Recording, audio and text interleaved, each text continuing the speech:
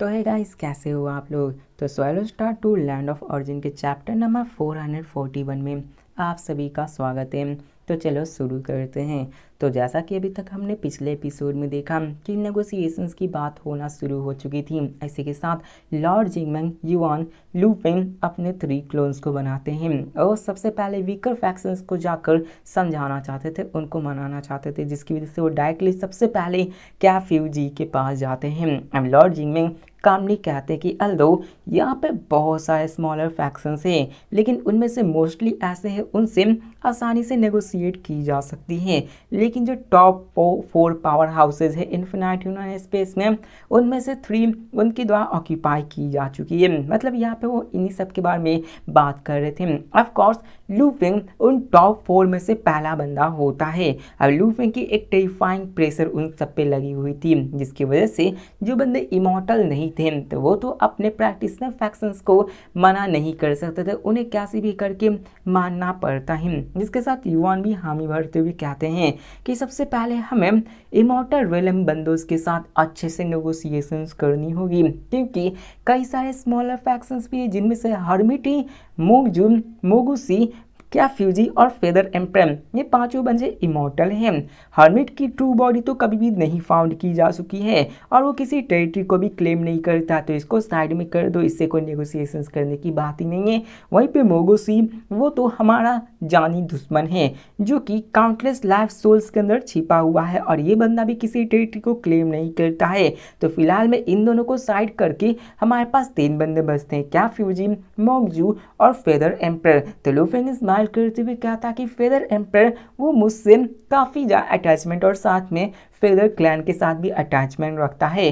Feather clan जिसका नाम UG होता है वो ओरिजिन कोर्स को नहीं चाहता, उसे उसकी कोई ज़रूरत नहीं थी, तो उसके साथ नेगोशिएशंस काफ़ी इजीली हो जाएंगी। रियल की पॉइंट्स तो कैफ्यूजी और मोगजू होने वाले हैं, जिसको सुनकर लॉर्ड जिंगमैंग कहते हैं कि वो हमेशा अकेले ही काम करते हैं, उनका किसी के साथ अटैचमेंट नहीं है, लेकिन यही तो उनको खतरनाक बनाती है। अगर उनसे हम लोग पंगा लेंगे तो उनके पास खोने के लिए कुछ नहीं, लेकिन हमारे पास खोने के लिए बहुत कुछ है, इसलिए हमें उन सब से डील करते वक्त काफ़ी ज़्यादा केयरफुल होना होगा, क्योंकि ऐसे बैंक को हम लोग ज़्यादा उकसा नहीं सकते हैं। जिसके साथ वो लोग उस जगह पर पहुंच ही जाते हैं। लू फेंग, लॉर्ड जिंगमैंग और युआन सामने की तरफ देखते हैं। सामने की तरफ हमें कैफ्यूजी के कल्टीवेशन केव को दिखाया जाता है, जो कि एक बहुत बड़े क्लाउड मास के अंदर छिपा हुआ होता है। उसके चारों तरफ 39 वर्ल्ड क्लस्टर्स थे जो कि उसके डोमेन के ही अंदर आते हैं, और उसके डोमेन के अंदर कोई भी बाहर के बंदे अंदर आ ही नहीं सकते, मतलब इन्वेड नहीं कर सकते, किसी की इतनी हिम्मत हुआ ही नहीं करती है। वहीं पे ये भी बताया जाता है कि 39 वर्ल्ड क्लस्टर्स के अंदर काउंटलेस ह्यूमन लाइफ फॉर्म्स मौजूद हैं, जो सभी कैफ्यूजी के लिए काफ़ी ज़्यादा लॉयल होते हैं। although कैफ्यूजी उन सब की उतनी केयर नहीं करता, लेकिन फिर भी वो उन सब की देखभाल तो करता ही, वो उन सबको अपने नज़र के अंदर बनाए रखता है, क्योंकि यार ह्यूमन एंसेस्टर्स अपना कैफ्यूजी था और वो सबसे पावरफुल था इन सब के ग्रुप में, तो यही उन सबको बचा सकता था और उनकी जान उन्हीं सब के हाथों में थी। इसके साथ हमें कैफ्यूजी को दिखाया जाता है जो कि फाइनली लू फेंग और उसके कंपेनियन के पास आता है और वो हंसना शुरू करता है उसी के सामने। यहाँ पे वो कहता है, लू फेंग मेरे दोस्त, आखिरकार तुम यहाँ पे क्यों आए हो। वहीं पे लॉर्ड जिंगमैंग और युआन तुम भी साथ में आए हो। यहाँ पे लू फेंग स्माइल के साथ कहता है कि कैफ्यूजी मुझे तुम्हारे साथ कुछ बात करनी, मुझे कुछ ज़रूरत है। इसको सुनकर कैफ्यूजी क्यूरियस हो जाता है, ये बंदा कल्टीवेशन में था, इसी वजह से इसे बाहर क्या हो रहा है इसके बारे में पता नहीं था, ये बंदा अकेले काम किया करता था, लेकिन लू फेंग के साथ इसका रिलेशन काफ़ी अच्छा होता है, क्योंकि लू फेंग ने इसके कल्टीवेशंस में मदद की थी, कहीं ना कहीं इसी वजह से इन दोनों में इतनी अच्छी रिलेशनशिप होती है। तो लू फेंग इसी के साथ वो सारी सिचुएशंस बता देता है कि हाँ ऐसी ऐसी बातें। युआन और लॉर्ड जिंगमैंग बीच में नहीं बोलते, क्योंकि उन्हें पता था कि कैफ्यूजी और लू फेंग का रिलेशन सबसे क्लोजेस्ट है। जिसके साथ एक्सप्लेनेशन सुनने के साथ लू फेंग वहाँ पे उसको ये भी बताता है कि कैसे ओरिजिन वर्ल्ड्स में रहने वाले सारे बंदे हमारे लिए कितने ज़्यादा ज़रूरी हैं। हमें रिसोर्सेज की कोई भी ज़रूरत नहीं, बस हमें ओरिजिन वर्ल्ड्स रिक्लेम करना है और हमें पूरी तरह से इसको रिकवर भी करना है। अगर हम उसको नहीं क्लेम कर पाए तो आने वाले फ्यूचर में लॉर्ड्स नहीं बन पाएंगे। इसको सुनकर कैफ्यूजी कहते कि हाँ मैं समझ सकता हूँ और तुम मेरे कंपेनियंस भी हो और तुम्हारे साथ में अच्छा खासा रिश्ता भी है, अब क्या फ्यूजी यहाँ पे अकेला ऐसा बंदा था जो कि क्रिएशंस के टाइम से ही बिलोंग करता था। यह बंदा काफ़ी ज़्यादा पावरफुल था और क्या फ्यूजी कहता कि जो कि तुमने रिक्वेस्ट की है तो ये बहुत ही ज़रूरी वाली चीज़ है। इसी के साथ वहाँ पर क्या फ्यूजी सबको ऐलान करते हुए कहता है, मतलब अपने ही एरिया के अंदर ये ऐलान करते हुए कहता कि आज के बाद जितने भी वर्ल्ड ह्यूमन लाइफ फॉर्म्स जो मेरे कमांड के अंदर हैं वो ओरिजिन वर्ल्ड्स को डिवोवर नहीं कर सकते हैं। जो भी इसको वॉयलेट करेंगे उन्हें एग्जीक्यूट कर दिया जाएगा। और ये वॉइस सभी लाइफ फॉर्म्स के माइंड के अंदर चली जाती है। Thousands of world level human life forms जो कि उसके टेरिटरी में तो वो चीज़ को ही देखकर कांप जाते हैं और सभी इस कमांड को मान ही लेते हैं। अब देखो या इस छोटे से जगह में ही thousands of world level human life forms थे, वहीं पे अपने लॉर्ड्स के अंदर देख लो महज 300-400 ही वर्ल्ड लेवल्स थे जो कि उनकी टेरिटरी इतनी बड़ी थी। मतलब यार बहुत ही लो प्रोडक्शन रेट है। इसी वजह से जब क्या फ्यूजी यहाँ पे सब चीज़ बोलता है तो कोई भी बंदा इसको डिनाई नहीं करता, क्योंकि क्या फ्यूजी सबको प्रोटेक्ट करता है और सबको सील्ड बनाकर रखता था। इसी वजह से कोई भी एक सिंगल ह्यूमन लाइफ फॉर्म उसके आदेशों का उल्लंघन नहीं कर सकता था। इसके साथ क्या फ्यूजी और लुफिंग काफ़ी क्लोज थे और उनकी कन्वर्जेशंस काफ़ी अच्छे से चलने लग जाती हैं। लेकिन हमें यह भी बताया जाता है कि क्या फ्यूजी अपने S2 बॉर्डनेस के लिए ही जाना था। वो बंदा काफ़ी ज़्यादा खतरनाक होता है। इसके साथ क्या फ्यूजी वहाँ पे स्माइल करते हुए कहता कि ठीक है मेरे फ्रेंड, सब चीज़ हो जाएगा, लेकिन मेरा तुमसे एक रिक्वेस्ट है। तो लुफिंग यहाँ पे कहता है कि मतलब यहाँ पे बस इतना कहता कि मैं तुम्हारी रिक्वेस्ट को डन कर चुका। तो लुफिंग भी उसका शुक्रिया कहता है और वहाँ पे वो कहता है कि मैं तुम्हारा एक फेवर ओन करता हूँ, जिसको देखकर क्या फ्यूजी कहता है कि ये कुछ भी नहीं है। लेकिन वो ये भी कहता है कि जब एक बार प्रैक्टिशनर फैक्शंस अपने करंट अफेयर से डील कर ले तो मेरे पास एक छोटी सी रिक्वेस्ट है, क्या तुम मुझे इसमें मदद कर सकते हो। तो लुफिंग भी हामी भरता है और वहाँ से चला जाता है और फाइनली मॉकजू के पास वो सभी जाते हैं और मॉकजू भी लुफिंग की तरफ देखता है। इसी के साथ मॉकजू लुफिंग से एक रिक्वेस्ट करता है कि मेरी एक ही रिक्वेस्ट है कि तुम मुझे 34 लेवल्स ऑफ एबिस ऑफ डिस्ट्रक्शंस में एकम्पनाई करोगे ताकि मेरी हॉरिजन्स को ब्रॉडन किया जा सके। बंदा ये भी शायद 22 या फिर यहीं पे था, इसी लेवल पे था, वो इसी लेवल को ऑक्यूपाई किए हुए था, जिसकी वजह से यार उसे हाइयर लेवल पे जाना था। लेकिन उसे कैसे जाना है तो उसे लुफिंग से ये पूछना होगा और लुफिंग को उसमें मदद करनी होगी, तभी वो ये सब कर सकता था। और उसे world level human life forms की कोई खबर ही नहीं थी। उसने ऑलरेडी सबको फॉरबिडन कर दिया था, वो ऑरिजिन कोर्स को उससे भी मतलब नहीं था, जिसके साथ लुफिंग भी उसकी इस एग्रीमेंट पे एग्री कर देता है। मौजूद वो हमेशा से एबिस ऑफ डिस्ट्रक्शंस की तरफ काफ़ी ज़्यादा झुका था। उसे पता था कि यार ये कितनी ज़्यादा पावर उससे प्रदान कर सकती है, लेकिन यार ये बहुत ही लंबे अरसे वाला बंदा है, काउंटलेस एजेस से बिलोंग करता आया है, लेकिन फिर भी ये एबिस ऑफ डिस्ट्रक्शंस के रिकॉग्निशंस को अभी तक नहीं पा पाया था। और इसको उसको मास्टर करना है तो फिर भी वो नहीं कर पाया जब तक कि उसे लुफिंग की असिस्टेंस ना मिल जाए। इसलिए वो लुफिंग से सबसे पहले यही करता है कि हाँ तुम्हें मेरी मदद करनी होगी। जिसके साथ में सीन चेंज कर फेदर एम्पर को दिखाया जाता है, जो कि यहाँ पे कहता है कि ठीक है मैं भी तुम्हारे इस एग्रीमेंट पे एग्री करता हूँ, लेकिन प्रैक्टिस फैक्शंस को मेरी हर वक्त मदद करनी होगी जब भी मैं किसी क्राइसिस में होऊंगा। मतलब मेरे पास अगर किसी ने अटैक कर दिया, इन्फिनाइट स्पेस वाले मुझ पर अटैक्स करने लगे तो फिर तुम्हें मुझे मदद करना होगा। तो युवान भी कहते हैं कि ठीक है हम लोग प्रॉमिस करते कि जब भी फेदर क्लैन एक क्राइसिस को डील करेगा तो हमारे 8 लॉर्ड्स तुम्हारी मदद करने के लिए जरूर आएंगे। अब फेदर एम्पर भी काफ़ी ज़्यादा सेटिस्फाइड हो जाते हैं, क्योंकि ये भले ही बंदा इमॉर्टल रेलम तक पहुंच चुका था, लेकिन इसके फेदर क्लैन की ओवरऑल पावर काफ़ी कम होती है। जिसके साथ हम यहाँ पे लॉर्ड जिंगमैंग, लुफेंग और युआन को दिखाया जाता है, जो कि 3 इमॉर्टल बीइंग्स के साथ एग्रीमेंट्स को सिक्योर कर लिए होते हैं। बाकी के ह्यूमन जेस्टर्स तो उनसे यार थोड़ी सी प्रॉब्लम हो सकती है। कोई भी बंदा अभी फिलहाल में जो नॉर्मल बंदे थे वो तो अपने तीनों बंदों को रेसिस्ट कर ही नहीं पाते, और एक सिंगल ही डे में जितने भी वीकर फैक्शंस थे सभी अपने प्रैक्टिशनर लॉर्ड्स के सामने झुक जाते हैं। ऑफ कोर्स हर्मिट और मोगुस्तीन वो तो टेरिटरी को ऑन ही नहीं करते, तो उनसे क्या ही बात करनी है। जिसके साथ हमें सीन चेंज कर दिखाया जाता है कि 8 लॉर्ड्स अपने मेन कॉम्बैट क्लोन से आई स्पीक फैक्शंस की तरफ आगे बढ़ना शुरू हो जाते हैं। युवान यहाँ पे स्माइल के साथ कहते हैं कि हमने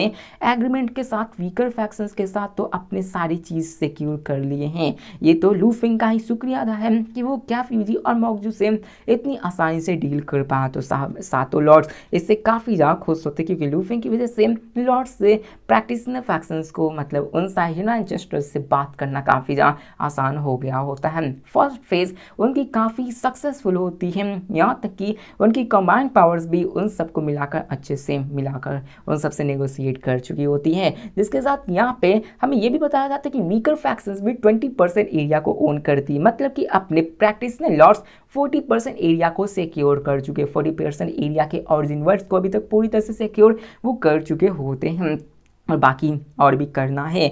जिसके साथ लॉर्ड जी में ये कहते हैं कि इनेट ह्यूमन लाइफ फॉर्म्स उसके अंदर और सारे बंदे हैं जो कि यार रिबेल कर सकते हैं, लेकिन इसी के साथ आई स्पीक फैक्शंस हैं जो कि इन दोनों फैक्शंस के साथ ही रियल चैलेंजेस हो गए। तो लू फेंग भी एग्रीमेंट करता है। एक फैक्शंस के पास तो हंड्रेड्स ऑफ ह्यूमन जेस्टर्स हैं और सबके अलग अलग एम्बिशंस हैं, वहीं पे दूसरे में तो 12 इमॉर्टल बीइंग्स हैं। मतलब जब तुम इमॉर्टल होगे तो तुम किसी के भी नहीं सुनने जाओगे, मतलब कौन ही तुम्हारी बात सुनने, और तुम्हारे पास तो क्रोन भी है। ऐसा भी नहीं कि तुम उसको पकड़ के टॉर्चर कर दोगे, ये तो अलग ही बात हो जाएगी। इसके साथ युवान कहता कि सबसे पहले हमें उनसे जीतना होगा। मैं अपने क्लोन्स को उनसे प्राइवेटली बात करने के लिए भेजूंगा। देखो 12 इमॉर्टल वेलम आई स्पीक फैक्शंस में जो है उसमें टॉप 5 पावर हाउसेस सांजो, बिंगफेंग हिनवानचेस्टर, पूजी हिनवानचेस्टर, वुगु हिनवानचेस्टर और जिउ सावी होती है। जब युवान पहला लॉर्ड बना था तो ये प्रैक्टिशनर फैक्शंस का इकलौता लॉर्ड था और ये अपने आई स्पीक फैक्शंस के साथ ही इंटरेस्ट रखा करता था, क्योंकि वो उस वक्त काफ़ी ज़्यादा कमजोर था। अपने प्रैक्टिशनर फैक्शंस को भी तो बचा कर रखना ही होता है और एक लंबे समय तक प्रैक्टिशनर फैक्शंस आई स्पीक फैक्शंस के साथ एलाई बनाए रखी थी। ये तो वो हुआ था जब प्रैक्टिशनर फैक्शंस स्ट्रॉन्गर बनते गए थे, जिसकी वजह से दोनों के बीच में दूरियां आती गई, लेकिन फिर भी कुछ ऐसे बंदे थे जिसकी वजह से युवान का उनके साथ काफ़ी अच्छा रिलेशनशिप होता है। बाकी सबका पता नहीं है। जिसके साथ लॉर्ड जिमी कहा था कि ब्रदर युवान अब सब तुम्हारे ऊपर ही है। जिसके साथ हमें सीन चेंज कर युवान को दिखाया जाता है जो कि अपने नम्रस कॉन्शियसनेस क्लोन से सारे 9 हिनवानचेस्टर्स के पास जाता है, एक्सेप्ट 3 सॉवरिन्स ने विंड, थंडर एंड सी, क्योंकि इन तीनों के साथ अपने युवान का बहुत ज़्यादा खराब रिलेशनशिप होता है और युवान वहाँ पे जाएगा तो बस उसकी बेइज्जती ही होगी। मतलब वो बंदे उसका रिस्पेक्ट तो करने वाले नहीं, इसी वजह से युवान अपने टाइम को वेस्ट करने के लिए नहीं जाते हैं। इसके साथ जियो जावी वहाँ पे दिखाया जाता है कि सबसे पहले युवान जियो जावी से मिलने जाते हैं, जो कि टॉप 5 में आते हैं आई स्पीक फैक्शंस में। वहाँ पर अपने युवान से कहते हैं कि युवान तुम्हारी जो इमॉर्टल वेलम के अचीवमेंट्स के बाद ही तुम्हारी काइंडनेस काफ़ी ज़्यादा बढ़ चुकी है और इस मैटर में मैं तुम्हारी काफ़ी ज़्यादा हेल्प करूँगा।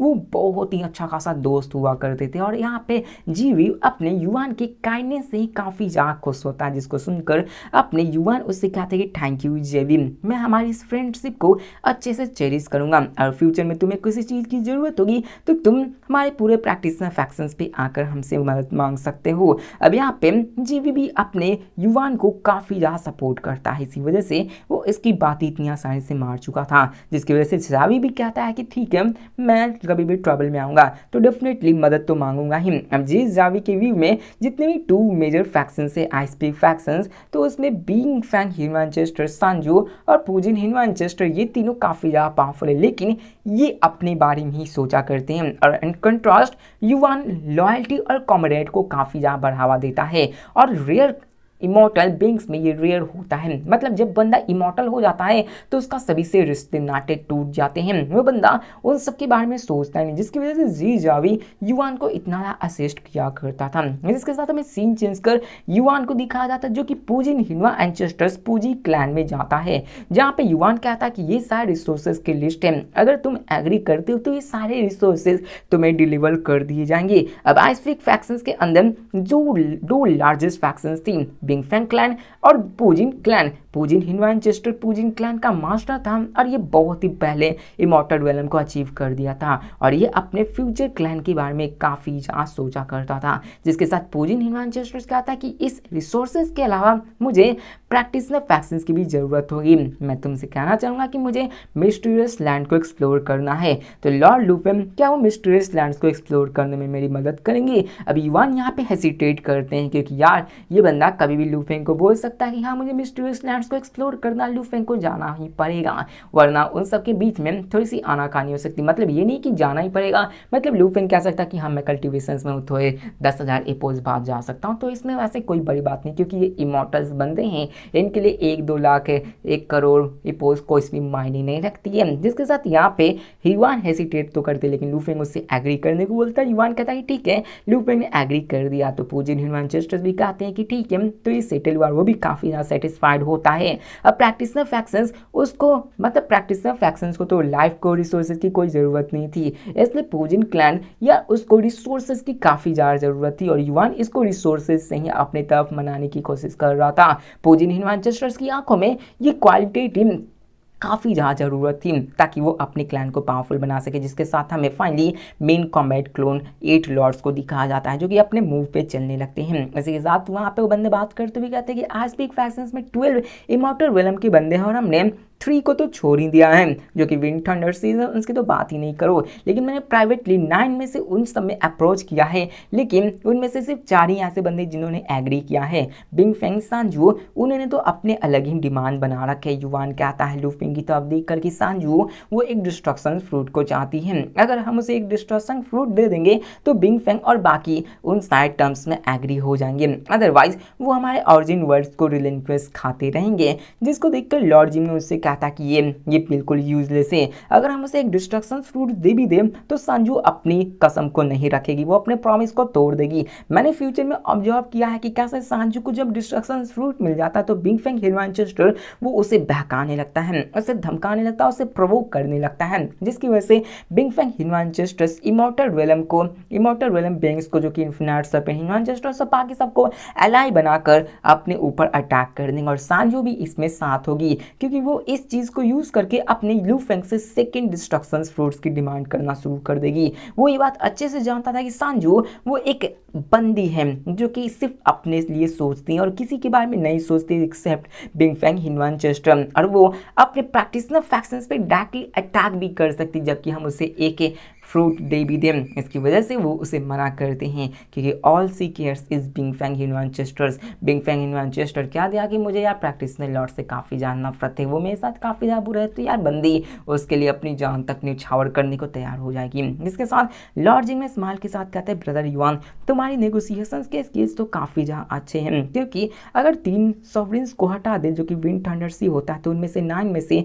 4 बंदे ऑलरेडी मान चुके हैं जो कि काफ़ी अच्छी है, जिसकी वजह से आज स्पीक फैक्शंस के बीच में दरारें हो जाएंगी और उनके अगर एक साथ एक्ट करना तो भी नहीं कर पाएंगी। अभी नहीं लाइफ फ्रॉम फैक्शंस तो उनकी बात ही अलग है, उनको अभी एक ही पोस्ट का टाइम चाहिए होता है। जिसके साथ लॉर्ड जी में यहाँ पे कहते हैं इस बात करें तो आई स्पीक फैक्शंस का भी इनेट लाइफ फ्रॉम फैक्शंस के ही जैसी है, अगर हमें लास्ट में कुछ नहीं हुआ तो हमें स्लाउटर पे ही रिलाई करना होगा। जो बंदे इमॉर्टल रेलम पे नहीं पहुंचे तो हमें उनको मारना होगा, अगर वो बीच में आने की कोशिश करेंगे तो हम लोग उन्हें बिल्कुल ही तबाह कर देंगे, खत्म कर देंगे, किसी को छोड़ने वाले नहीं हैं। अब यहाँ पर लूफिंग भी हामी भर था, लेकिन सडनली वहाँ पे एक स्पेस टाइम के अंदर एक बंदा आता है, एग्जैक्टली नहीं बताया जाता कि ये कौन है, ये इन्फिनाइट यूनियन स्पेस वाले बंदे यहाँ पे आई स्पीक फैक्शंस वाले, क्योंकि यही दोनों बचे हुए। वहाँ पे आवाज़ आती है कि 8 लॉर्ड्स तुम 8 को यहाँ पे आने की कोई ज़रूरत नहीं, बल्कि मतलब यहाँ पे वो लोग इनेट लाइफ फॉर्म्स के पास ही जा रहे थे या फिर आई स्पीक फैक्शंस के पास ही भी जाने की इरादे में थे, लेकिन अपने युवान ऑलरेडी